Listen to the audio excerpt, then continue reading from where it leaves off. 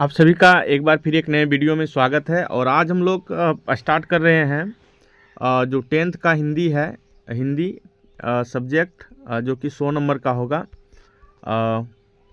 उस सब्जेक्ट को हम लोग आज स्टार्ट करेंगे। तो देखिए, हिंदी का जो है पूरा हम लोग लेसन पढ़ेंगे, उसके बाद फिर प्रश्न उत्तर करेंगे। तो अभी हम लोग गद्य और पद दोनों पढ़ेंगे। तो आज का जो हमारा टॉपिक है, ये पहला अध्याय है जो कि भीमराव अंबेडकर के द्वारा एक भाषण के रूप में लिखा गया था। उसको पढ़ेंगे। उससे पहले हमारा जो बुक है उसमें कुछ बातें दी गई है जिसको हमें जानना चाहिए। देखिए, करा है कि हिंदी साधारण जनता की भाषा है, जनता के लिए उसका जन्म हुआ था और जब तक वह अपने को जनता के काम की चीज़ बनाए रहेगी, जनहित में आत्मबल का संचार करती रहेगी। जब तक उसे किसी से डर नहीं, वह विरोधों और संघर्षों के बीच पली है।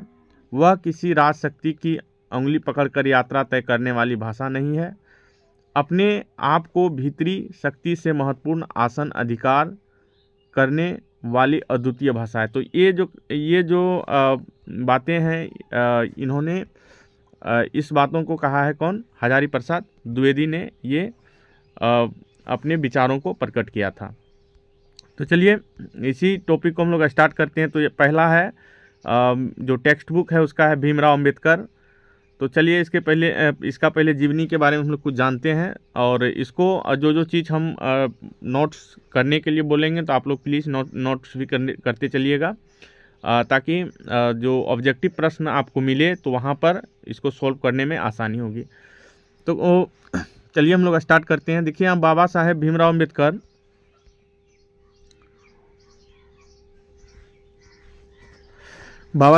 अंबेडकर का जन्म 14 अप्रैल 1891 ईस्वी। तो इसका जन्म लिख लीजिएगा। ईस्वी में महू मध्य प्रदेश में एक दलित परिवार में हुआ था। मानव मुक्ति के प्रोधा, मतलब बाबा साहेब अपने समय से सबसे सुपठित जनों में से एक थे। मतलब ऐसा माना जाता है कि ये अपने समय में सबसे अधिक पढ़े लिखे व्यक्ति में जाने जाते थे। माध्यमिक शिक्षा के बाद बड़ौदा नरेश के प्रोत्साहन से उच्च शिक्षा के लिए न्यूयॉर्क अमेरिका गए, फिर वहाँ से लंदन यानी कि इंग्लैंड गए। उन्होंने संस्कृत का धार्मिक, पौराणिक और पूरा वैदिक वाङ्मय अनुवाद के जरिए पढ़ा और ऐतिहासिक सामाजिक क्षेत्र में अनेक मौलिक स्थापनाएं प्रस्तुत की। सब मिलाकर वे इतिहास मीमांसक, विधिवेता, अर्थशास्त्री, समाजशास्त्री, शिक्षाविद तथा धर्म दर्शन के व्याख्याता बनकर उभरे। तो यहाँ पर देखिए, इतिहास, उसके बाद फिर कानून पढ़े थे, फिर इकोनॉमिक्स पढ़े, फिर समाजशास्त्र पढ़े। तो बहुत सारे जो डिग्रियां हैं इनके पास थी। स्वदेश में कुछ समय उन्होंने वकालत भी किया, चूँकि यहाँ पर देखिए विधिवेता का भी जो है डिग्री इन्होंने लिया था। समाज और राजनीति में बेहतर सक्रिय भूमिका निभाते हुए उन्होंने अछूत स्त्री और मजदूरों को मानवीय अधिकार और सम्मान दिलाने के लिए अथक प्रयास किया। तो यहाँ पर देखिए, अछूत जो नीचे तबके के थे, महिलाएं और मजदूर का जो स्थिति था, उसके लिए उन्होंने अपना संघर्ष जारी रखा। उनके चिंतन और रचनात्मकता के कारण 3 व्यक्ति प्रेरित रहे। उनका जो चिंतन है और रचनात्मकता है, उनको प्रेरित करने वाले 3 व्यक्ति रहे। तो पहला गौतम बुद्ध, दूसरा है कबीर और तीसरा है ज्योतिबा फूले। प्रश्न ये आ सकता है, इसको नोट कर लीजिएगा। भारत के संविधान निर्माण में इसकी महती भूमिका एवं एकनिष्ठ समर्पण के कारण ही हम आज उन्हें भारतीय संविधान के निर्माता कहते हैं। तो भारतीय संविधान के निर्माता कौन है? डॉक्टर भीमराव अंबेडकर। तो यहाँ पर देखिए, दिसंबर 1956 ईस्वी में दिल्ली में बाबा साहेब का निधन हो गया। तो इसका निधन कब हुआ था? 1956 ईस्वी में। तो इसको भी नोट कर लीजिएगा। उसके बाद है, बाबा साहेब ने अनेक पुस्तकें लिखी जिसकी प्रमुख रचनाएं एवं भाषण है। तो इनकी रचनाएं क्या है? भाषण है। जो उन्होंने भाषण तैयार किया था वो उसमें से है the caste in India, the mechanism. ये सबको नोट करते चलिएगा। The mechanism, genesis and development, the untouchable, who are they, who are Shudras, Buddhism and communism, Buddha and his Dhamma, thoughts on linguistic states. ये सब जो है, जो भी बुक है, सबको लिखिएगा क्योंकि ये ऑब्जेक्टिव में आ सकता है।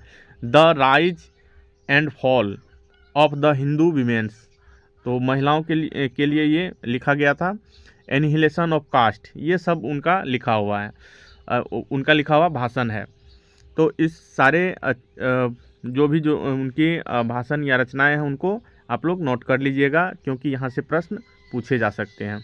हिंदी में उसका संपूर्ण वाङ्मय भारत सरकार के कल्याण मंत्रालय से बाबा साहब अम्बेडकर के संपूर्ण वाङ्मय नाम से 21 खंडों में प्रकाशित हो चुका है।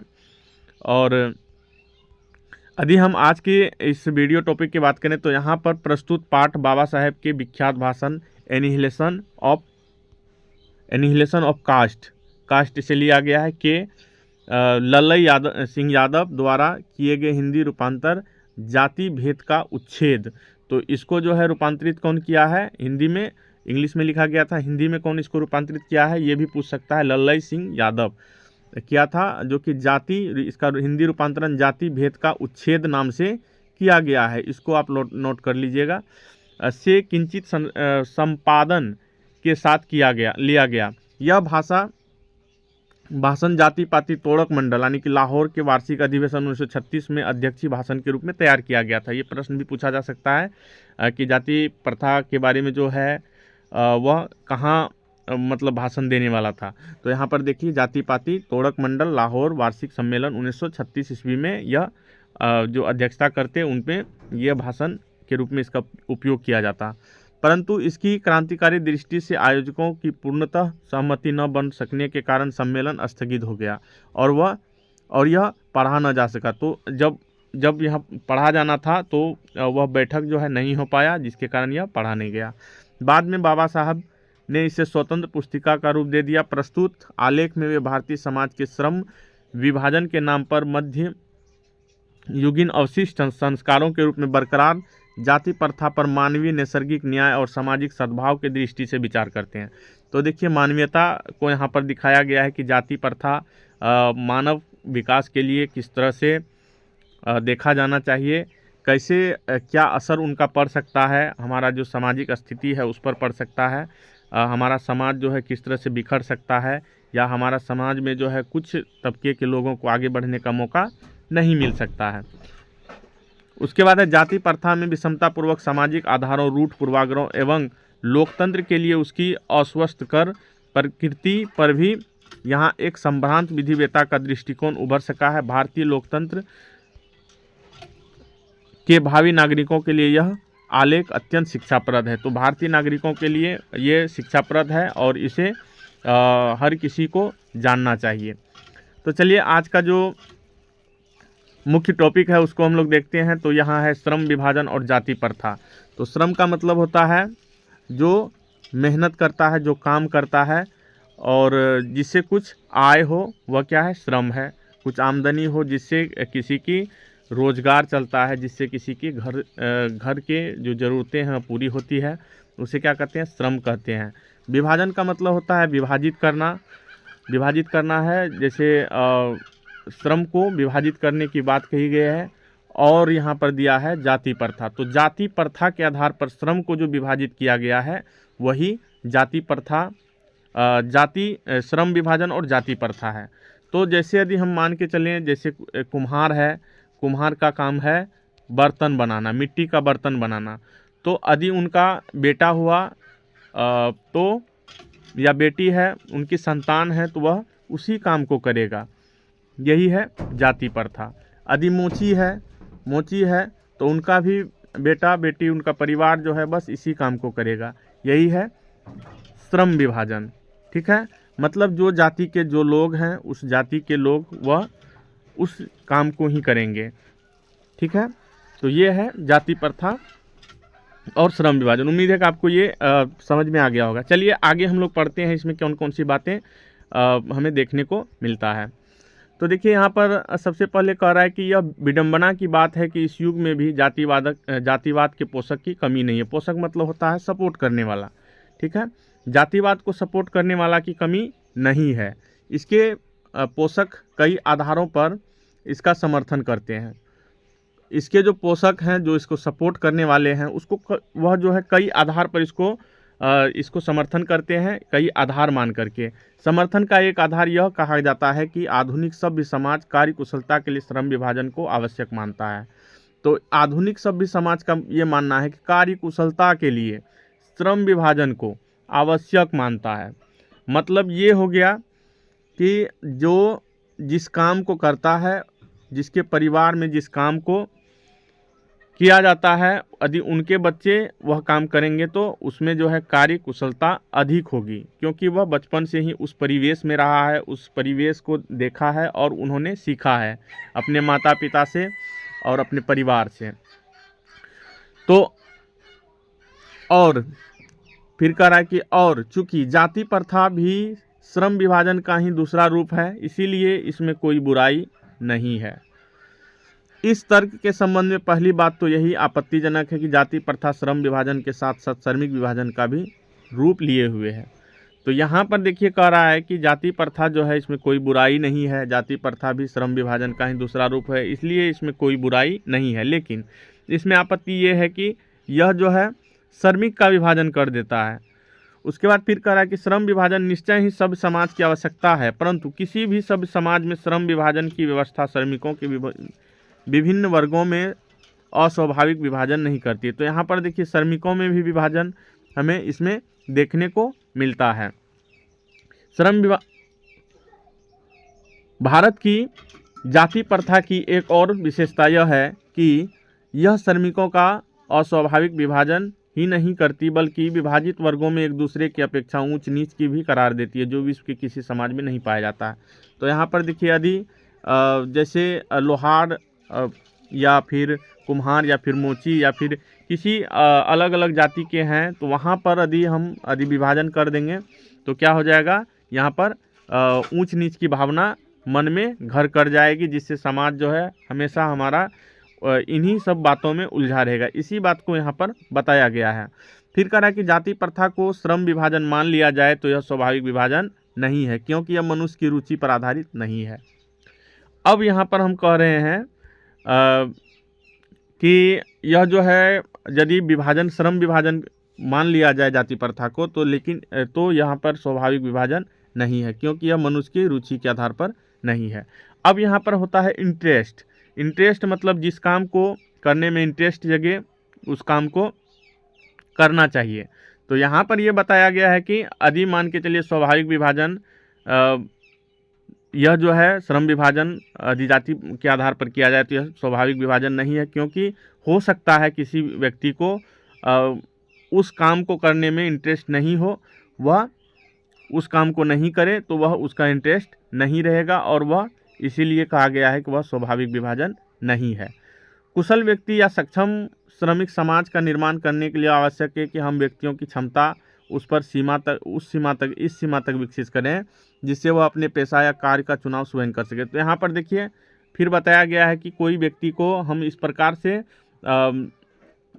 श्रमिक समाज में इस प्रकार से कुशल करके जो कुशल करें या उसे ट्रेनिंग दें, प्रशिक्षण दे करके इस तरह से तैयार करेंगे वह किसी भी कार्य को कर सके, किसी भी कार्य को चुनाव कर सके। तो वर्तमान समय में हम लोग देखते हैं कि अलग अलग जाति के लोग, अलग अलग धर्म के लोग, अलग अलग परिवेश में रहने वाले लोग भी जो है अलग अलग कार्य करते हुए दिख रहे हैं। तो ये जो है जो सरकार का भी आप लोग देखिएगा कुशल युवा प्रोग्राम है, ये भी चलता है। तो कुशल युवा प्रोग्राम चलता है इसी सबको लेकर के जो कि व्यक्ति अपने कार्य का चुनाव अपने योग्यता अनुसार, अपने क्षमता अनुसार और अपने रुचि के अनुसार करे। ठीक है। उसके बाद फिर है इस सिद्धांत के विपरीत जाति प्रथा का दूषित सिद्धांत यह है कि इससे मनुष्य के प्रशिक्षण अथवा इसमें निजी क्षमता का विचार किए बिना दूसरों के दृष्टिकोण जैसे माता पिता के सामाजिक स्तर के अनुसार पहले से ही अर्थात गर्भधारण के समय से मनुष्य का पेशा निर्धारित कर दिया जाता है।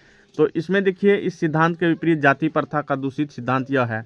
तो दूषित मतलब गंदा सिद्धांत। इस सिद्धांत के अनुसार जो है जो व्यक्ति मानता है कि नहीं जो जिस जाति के हैं, जिस धर्म जिस जाति के है उसी जाति का जो काम है, पेशा है, पैतृक पेशा है या उनका सामाजिक पेशा है, उसी पेशा को करेगा। लेकिन इससे भी दूषित बुरा ये उन्हें लग रहा है, जो लेखक हैं उन्हें लग रहा है कि लोग जो है बिना किसी ट्रेनिंग का, बिना किसी क्षमता पर विचार किए हुए कर पाएगा कि नहीं कर पाएगा, उनके माता पिता का सामाजिक स्तर के अनुसार उसका कार्य जो है उसके जन्म से पहले ही निर्धारित कर देता है कि इनका यदि जन्म होगा तो ये यही काम करेगा। ये कवि जो लेखक हैं उन्हें और भी गलत लग रहा है। ठीक है। जाति प्रथा पेशे का दोषपूर्ण पूर्व निर्धारण ही नहीं करती, बल्कि मनुष्य को जीवन के लिए एक पेशे से बांध देती है, भले ही पेशा अनुपयुक्त और अपर्याप्त होने के कारण वह भूखे मर जाए। यहाँ पर फिर कह रहा है कि जाति प्रथा जो है वह दोषपूर्ण है, गलत है, और यह जो है पहले से निर्धारित कर देता है कि जिसका जन्म हुआ है और जिस परिवार में, उसी परिवार का जो पेशा है उसी परिवार का पेशा वह करेगा, चाहे वह उस पेशा में उस पेशा को करने में इंटरेस्टेड हो या नहीं हो, या उससे हो रहा है कि नहीं हो रहा है इससे कोई मतलब नहीं है, या उसे वह कार्य करते हुए आमदनी हो रही है कि नहीं हो रही, उसका परिवार चल रहा है कि नहीं चल रहा है, वह भूखे मरने की स्थिति भी आ जाए तो भी वह वही काम करेगा। ठीक है। आधुनिक युग में यह स्थिति प्रायः आती है क्योंकि उद्योग धंधे की प्रक्रिया व तकनीक में निरंतर विकास और कभी कभी अकस्मात परिवर्तन हो जाता है। तो आधुनिक युग में जो है उद्योग धंधों में देखते हैं, जैसे कुछ समय पहले तक हम लोग देखते थे कि बहुत सारी चीज़ें जो है बदलाव हुआ है, जैसे कि खेती में जो है पहले उर्वरक नहीं लगता था, अभी उर्वरक लगता है, या फिर खेती जो है पहले हल बैल से होता था, अब जो है ट्रैक्टर से होता है। मान के चलिए यदि कोई पुराने पद्धति से चलेगा तो उसे जो है तकनीकी चीज़ों में वर्तमान समय में बहुत सारे परिवर्तन देखने को मिल सकते हैं। ठीक है। तो यहाँ पर इसीलिए कह रहा है कि उद्योग धंधे की प्रक्रिया और तकनीक में निरंतर विकास और कभी कभी अचानक परिवर्तन हो जाता है, जिसके कारण मनुष्य अपना पेशा बदलने की आवश्यकता पड़ती है। तो मान के चलिए कोई परिवर्तन हो गया, जैसे बहुत सारे लोग पहले देखे होंगे सिनेमा घर जो है सिनेमा में मूवी चलता था। तो अभी जो है वर्तमान में सभी के हाथ पे, सभी के घर में स्मार्ट टीवी है, मोबाइल है और तरह तरह के गैजेट्स हैं जिस पर जो है वह मूवी देखते हैं। तो यहाँ पर जो सिनेमा का पेशा करते थे, जो सिनेमा हॉल में मूवी चलाते थे, वह उनका जो है पेशा धीरे धीरे ख़त्म हो गया। अब उन्हें पेशा बदलने की ज़रूरत पड़ गई। तो ऐसा है कि कुछ शहरों में, बड़े बड़े शहरों में अभी भी चल रहा है, लेकिन छोटे शहरों में जो है इनका क्रेज़ ख़त्म हो गया है। ठीक है। तो इन्हें जो है पेशा बदलने की ज़रूरत पड़ेगी। तो यही कारण से यहाँ पर बताया गया है कि तकनीकी या फिर समय समय पर जो पेशा बदलने का ज़रूरत पड़ता है। यदि प्रतिकूल परिस्थिति में भी मनुष्य को अपना पेशा बदलने का स्वतंत्रता नहीं हो तो उसे भूखे मरने के अलावा क्या चारा रह गया। तो यही स्थिति हम बताएं कि जो सिनेमा घरों का जो चलाते थे, सिनेमा घरों में जो मूवी चलाते थे, तो उनका जो है यदि पेशा उन्हें बदलने नहीं दिया जाए तो फिर उनको मरने के अलावा, भूखों मरने के अलावा कोई ऑप्शन नहीं बच जाता। हिंदू धर्म की जाति प्रथा किसी भी व्यक्ति को ऐसा पेशा चुनने की अनुमति नहीं देता है जो उसका पैतृक पेशा न हो, भले ही वह उसमें पारंगत हो। इस प्रकार पेशा परिवर्तन की अनुमति न देकर जाति प्रथा भारत की बेरोजगारी का एक प्रमुख और प्रत्यक्ष कारण है। तो यहाँ पर बताया गया है कि पेशा जो है उसका कार्य बदलने के लिए अनुमति नहीं देने के कारण ही जो है बेरोजगारी के कारण भूखे मरने की स्थिति आ गई है। इस प्रकार हम देखते हैं कि श्रम विभाजन की दृष्टि से भी जाति प्रथा गंभीर दोषों से युक्त है। जाति प्रथा का श्रम विभाजन मनुष्य की स्वेच्छा पर निर्भर नहीं करता है। ठीक है। तो श्रम विभाजन की दृष्टि से जाति प्रथा गंभीर जो बुराई से युक्त है, और जाति प्रथा का श्रम विभाजन मनुष्य की स्वेच्छा पर, मतलब स्वयं की इच्छा पर निर्भर नहीं है। मनुष्य की व्यक्तिगत भावना तथा व्यक्तिगत रुचि का इसमें कोई स्थान या महत्व नहीं दिया गया है। व्यक्तिगत रुचि का, व्यक्तिगत इंटरेस्ट का और उसके मन की भावनाओं का कोई इस पर महत्व नहीं दिया गया है। इस आधार पर हमें यह स्वीकार करना पड़ेगा कि आज के उद्योगों में गरीबी और उत्पीड़न इतनी बड़ी समस्या नहीं है जितनी यह कि बहुत से लोग निर्धारित कार्य को अरुचि के साथ केवल विवशतावत करते हैं। तो जिसमें इंटरेस्ट नहीं है उस काम को ज़बरदस्ती वह कर रहे हैं, लोग दूसरे लोगों के द्वारा निर्धारित काम को कर रहे हैं। यह सबसे बड़ी समस्या लेखक को लग रहा है। ऐसी स्थिति स्वभावतः मनुष्य को दुर्भावना से ग्रस्त कर टालू काम करने और कम काम करने के लिए प्रेरित करा। टालू मतलब होता है काम को टालना। मान के चलिए किसी को किसी काम में इंटरेस्ट नहीं है तो वह क्या करता है कि काम को टाल देता है, या फिर बहुत कम काम करता है, उसको काम में मन नहीं लगता है। ठीक है। और ऐसी स्थिति में जहाँ काम करने वालों को दिल ही ना लगे और दिमाग कोई कुशलता कैसे प्राप्त कर सकता है। अब मान के चलिए किसी का दिल और दिमाग नहीं लगेगा तो वह किसी काम को कुशलतापूर्वक नहीं कर सकेगा। अतः यह निर्विवाद रूप से सिद्ध हो जाता है कि आर्थिक पहलू से भी जाति प्रथा एक हानिकारक प्रथा है। तो आर्थिक पहलू से भी क्या है, यह सामाजिक पहलू से तो है ही, लेकिन आर्थिक पहलू से भी यह हानिकारक प्रथा है, क्योंकि यह मनुष्य की स्वाभाविक प्रेरणा, रुचि एवं आत्मशक्ति को दबाकर उसमें अस्वाभाविक नियमों में जकड़कर निष्क्रिय बना देता है। निष्क्रिय मतलब बेकार बना देता है। प्रेरणा, स्वाभाविक प्रेरणा जो है, जो खुद से इंटरेस्ट लेकर के काम करता है। आत्मशक्ति मतलब होता है मन का शक्ति, उनके जो मन में जो हिम्मत होता है उसको दबा देता है। ठीक है, अब मैं समस्या के रचनात्मक पहलू को लेता हूँ। अब जो है रचनात्मक पहलू को के बारे में बताया गया है। मेरे द्वारा जाति प्रथा के आलोचक सुनकर आप लोग मुझसे यह प्रश्न पूछना चाहेंगे कि यदि मैं जाति प्रथा के विरुद्ध हूँ तो मेरी दृष्टि में आदर्श समाज क्या है। तो अब आदर्श समाज के बारे में बताया गया है। तो मेरा उत्तर होगा कि मेरा आदर्श समाज स्वतंत्रता, समता, भ्रातृत्व पर आधारित होगा। तो भाईचारे पर आधारित होगा, आदर्श समाज होगा, स्वतंत्रता होगा, काम करने की छूट होगी, कोई भी काम कर सकते, समता होगा। क्या यह ठीक नहीं? भ्रातृत्व अर्थात भाईचारे से किसी को क्या आपत्ति हो सकती है? किसी भी आदर्श समाज में इतनी गतिशीलता होनी चाहिए कि जिससे कोई भी वांछित परिवर्तन समाज के एक छोर से दूसरे छोर तक संचार हो सके। तो कोई भी परिवर्तन जो है ऐसा समाज के निर्माण के बारे में होना चाहिए, और जिसका परिवर्तन होने पर ही सभी जो है अपने अपने ऊपर में परिवर्तन अपने अपने अंदर कर ले, अपने अपने समाज में कर ले। ऐसे समाज में बहुविध हितों में सबका भाग होना चाहिए तथा उसकी रक्षा के प्रति सजग रहना चाहिए। सामाजिक जीवन में आवाज संपर्क से अनेक साधन और अवसर उपलब्ध होंगे। तो एक दूसरे से जब संपर्क होगा समाज में तो क्या होगा, सभी को पर्याप्त अवसर मिलेंगे।